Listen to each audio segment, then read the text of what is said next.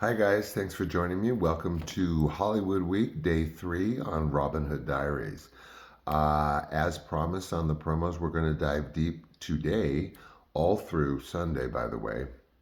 Today's topic is really going to focus on, as I had, gorged you with a couple of promos about making friends with the camera, the importance of the camera with regard your performances, your everything. You're put on tape, you put yourself on tape for reels. You're on auditions, you're on the set, you're doing screen tests. So there's cameras everywhere. There's literal cameras, of course, filming you, watching you, taping you, lighting you, all of these things. And then there are the cameras of the audience, of the knowledge that you are being watched through that camera or by the crew. That is also has historically been an issue for some in the industry, performers, actors and actresses. You've probably heard things about clear the set, clear the set, clear the set, don't look at me. Not the walking to the craft service table, don't look at me, but there have been historically many of these sort of scenarios. And for good reason. There were performers that were, I guess, savvy enough in their own way, toward their own end with regard to their own method, that they needed just like absolute virtually nobody around looking at them. You have to have grips, lighting guys, and in these stories, which actually is an offshoot of what I was going to talk about, they would have minimal crew. Like they're just absolutely minimal lighting person, cinematographer, director, minimal, script supervisor, maybe, and everybody cleared the set. So let's get to the gorilla in the room. Okay, the 800-pound gorilla in the room is the camera, right? We've already talked about the camera, the literal camera, and the camera of being seen by an audience through that camera. Now, let me make something clear.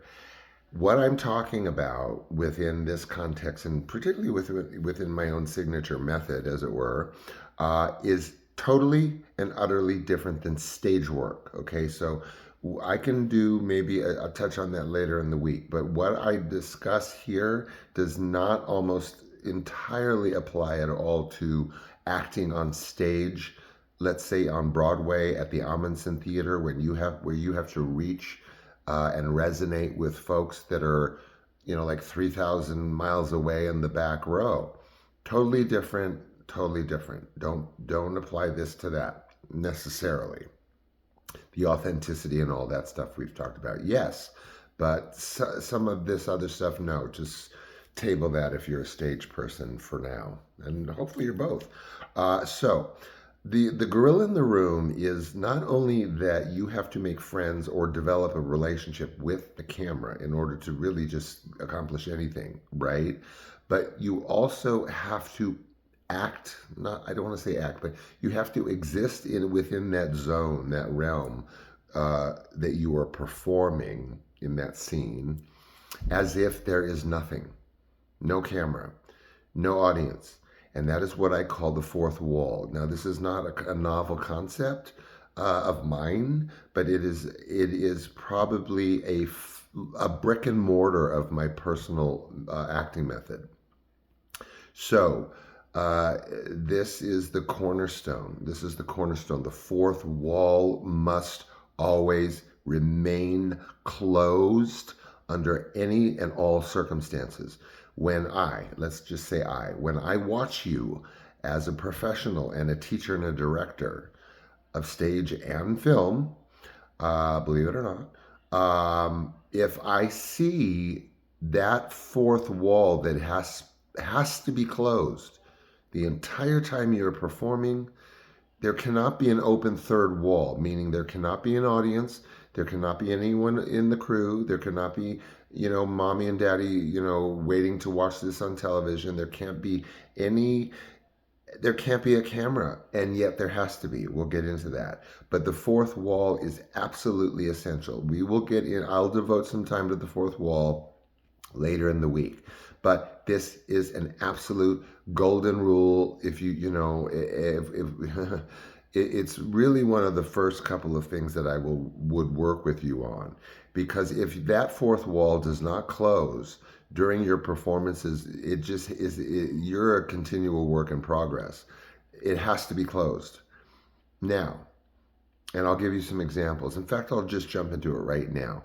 You want to see an example of an actress that is completely able to completely shut down, seal, and absolutely just, create a fourth wall that is impenetrable in every second that she performs, and that is Tilda Swinton.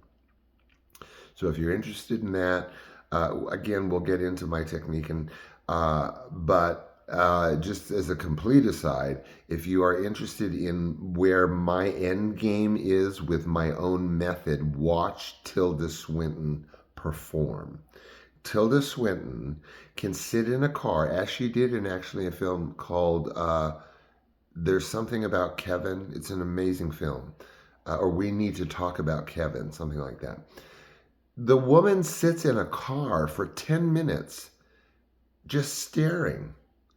And I would pay admission to see that woman stare at a wall, okay, for an hour, half an hour, because she is that wrapped up in there being nothing but her and four walls. And I don't mean in a room, I mean in the whatever, wherever, whatever, whoever, wherever you are performing, there has to be four closed walls. Now, that doesn't mean you're closing out your other actors, but walls have to be closed. Again, I'll get into that. I gave you an example. Please watch Tilda Swinton perform. She is, in my estimation, the most brilliant working actress. I mean, there's obviously others. There's the obvious others, but unparalleled in her focus, absolutely unparalleled. So here is the conundrum. You have to close fourth walls, and yet you have to create a relationship with the camera. Again, the theoretical camera, but usually the literal camera that is filming you, that is taping you, not teaching you. So you need to actually have a relationship with that camera, that literal, let's just say the camera. We all know what we've established what the camera means, but a camera. Let's just picture a movie camera, which is, a movie camera. You're being taped, you're being filmed, you're on television, you're in movies. We all know what a lens looks like, all of that. Now, that's always there, right? That will never go away because that's what's documenting your performance. So fourth walls are the only really tricky, well, not the only, trickiest part of closing that fourth wall is including the camera in that room. So it's almost like you're creating an antithetical situation because you must close that fourth wall in order to just completely focus on being your authentic self like you are. Remember, in that recliner with your Cheetos watching television, thinking about your girlfriend or whatever. That's the place where the fly is watching you in your living room, and that's the Oscar-winning performance right there because it's complete 110% authenticity, right? Well, that is your goal. That recliner is your goal, remember? So, problem is, fourth wall's mandate, but camera's always there. So we have to work with the fact that the camera's there. Now, anyone that tells you, obviously, doesn't know anything if they tell you this, to ignore the camera. No. You might as well hightail it out of town. You cannot ignore the camera. You don't want to play to the camera ever. The camera is not a part of your performance, but you cannot ignore, that's like me telling you, don't think about the color blue.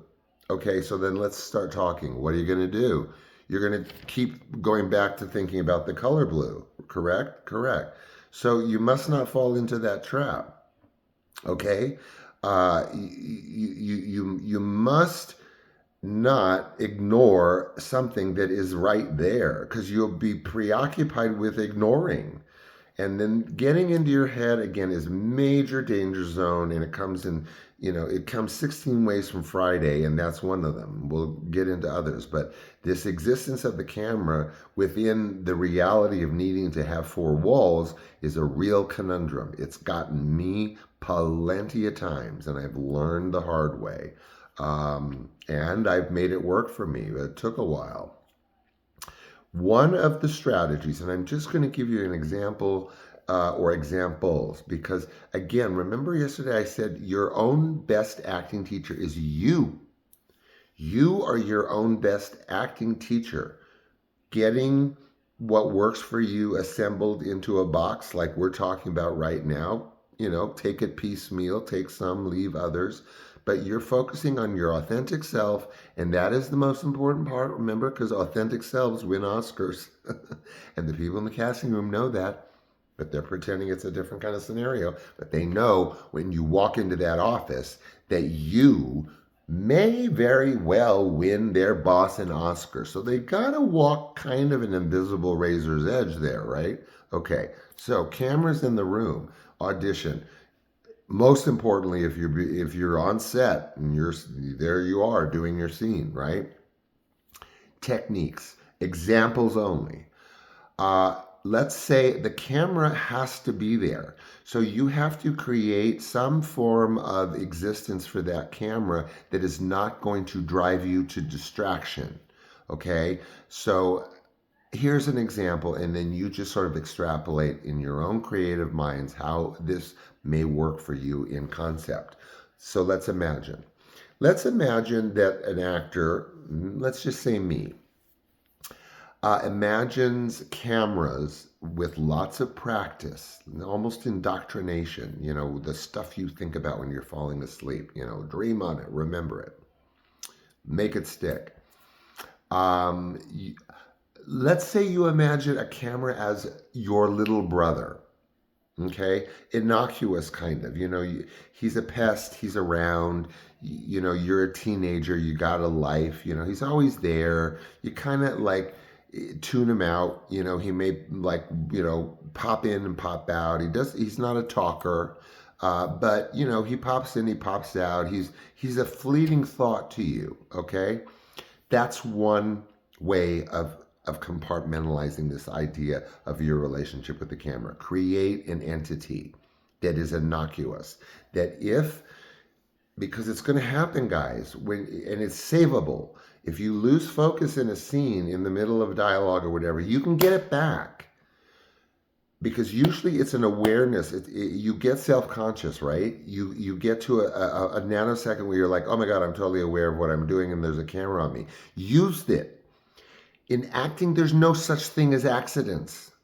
There's no such things as a mistake with acting.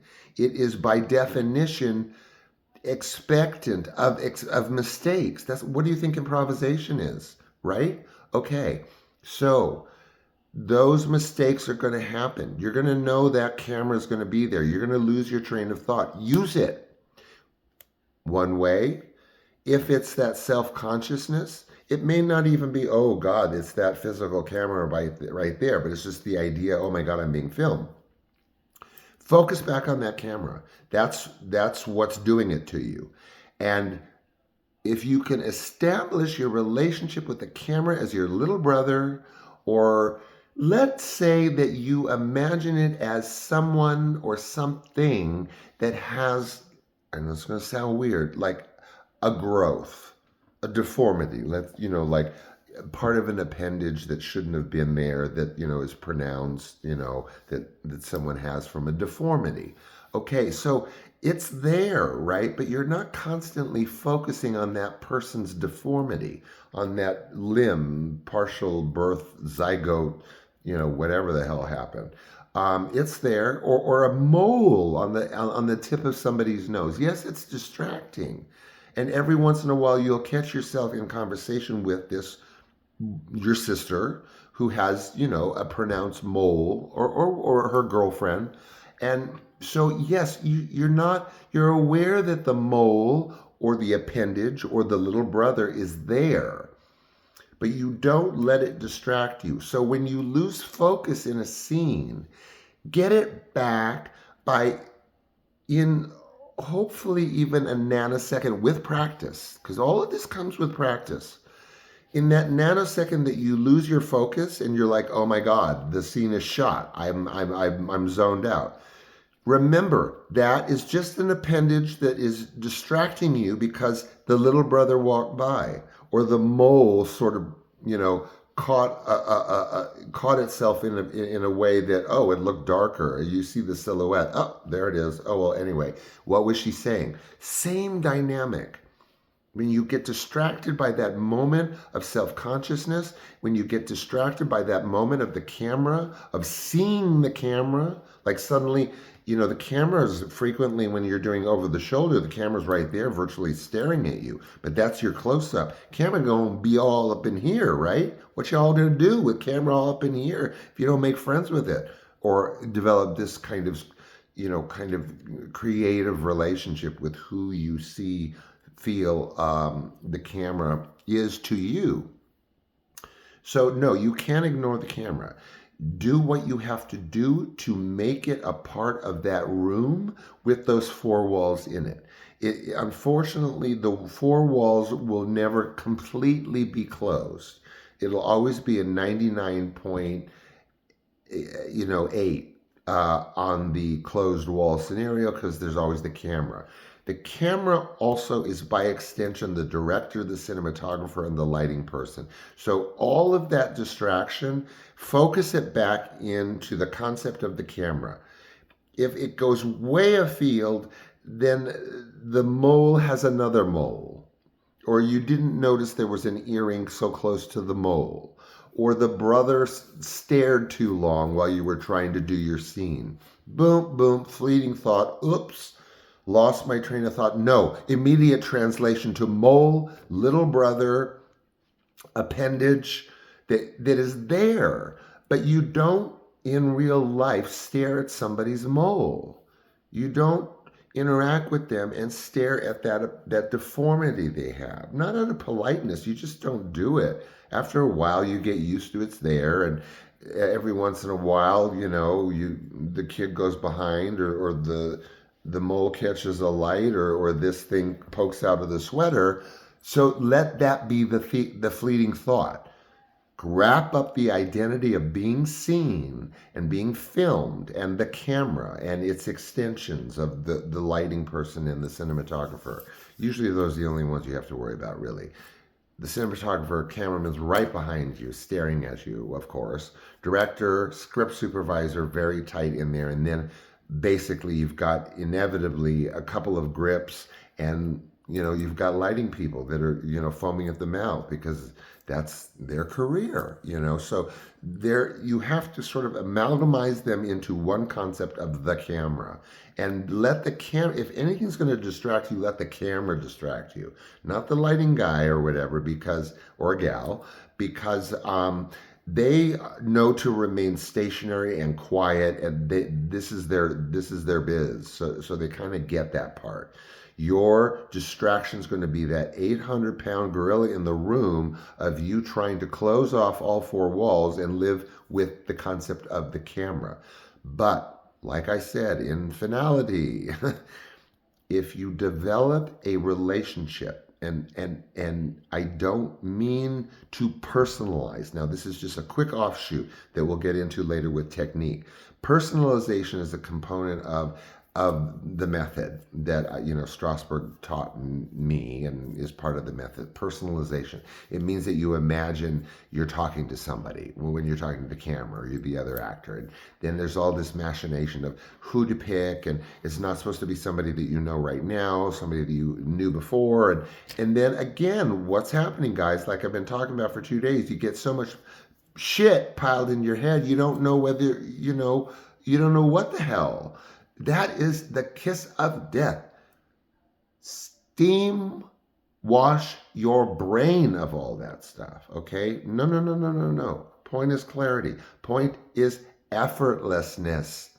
Acting should be effortless. So your homework really is to think about how to integrate that fleeting idea of the camera that, number one, does not distract you from your performance because you have an idea of what it is that is fleeting and innocuous, because it's going to distract you no matter what. There is going to be a moment when you are fleeting distracted by the camera and its camera-ness. You have to roll with that. You have to expect it. Don't anticipate it. Don't bring it on. But it will happen. And it is salvageable because if you have the proper relationship with the camera and you're able to still close out that fourth wall, but you have a solid relationship with that camera that is not going to distract you for more than a fleeting moment, because you virtually hypnotize yourself into the idea that that camera is one of three things. It's a deformity, it's a mole, it's a little brother, whatever. It's got to be there. So that's what I mean by making friends with it. You can't make it go away. And the minute you start trying to make things disappear in any way, you lose your authenticity. Remember, we talked about that. You can't lie to yourself. Well, this is another way that is a death trap for lying to yourself in your very technique, in your very, performance right there. Don't lie to yourself that there's no camera staring at you. There is. But it has to be a part of your whole, good God, what would be the word? Your whole tornado of what it is you've created and it's going on that works for you. It's a brother, it's a deformity, she's that, this is part of this, my focus is four walls, I gotta come to terms with that camera, now I own that camera. Just like you owned the room yesterday, we figured out how and why you really do own that room the minute you walk in, as much as they don't like to admit that. You own that camera. Again, the camera's the director, the casting director, the camera's all those things. The camera's the lobby where you were waiting. These are all things that you have to come to terms with. And please, guys, warning, danger Will Robinson on your studying. At the very least, and then we'll wrap this up and we'll get into it later in the week. But with studying, do not jump into acting lessons. Don't do it. There's not enough Yelp in the world to weed out the people that you should not be studying with and that don't realize, like I do, and those in the know do, that if you cram your head with more than one technique, basically, you're screwed, man. You can't juggle three acting techniques. It doesn't work that way. A mechanic doesn't also do nails, right? Right, same thing. You can't. It just doesn't work that way.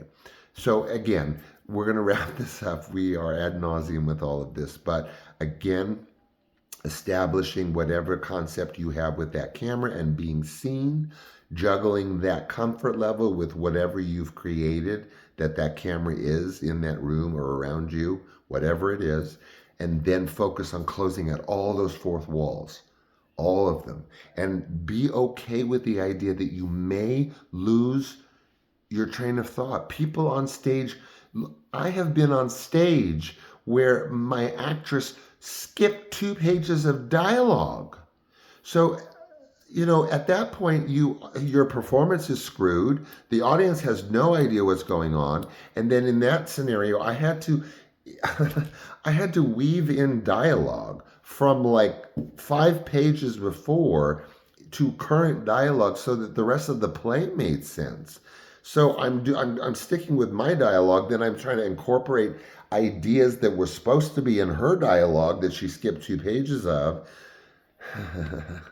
So you guys, you got your work cut out for you, okay? I love you for sticking with me, and this has been a really late night. I don't even want to tell you what time it is over here, but I am a man of my word, especially if I promote an important thing like Hollywood Week here on Robin Hood Diaries, and this particular concept we're discussing this evening on day 3 of Hollywood Week, all the way through Sunday. I hope you had a good takeaway, okay? I'll do a teaser on it as usual, but you're being very patient this week because my Robinhood Diaries usually run about 15 and these are running about 25, okay? But it's well worth it, trust me. All right, take care, and I will be seeing you come hell or high water, 365, right? Indefinitely. Yay! Love you. Bye.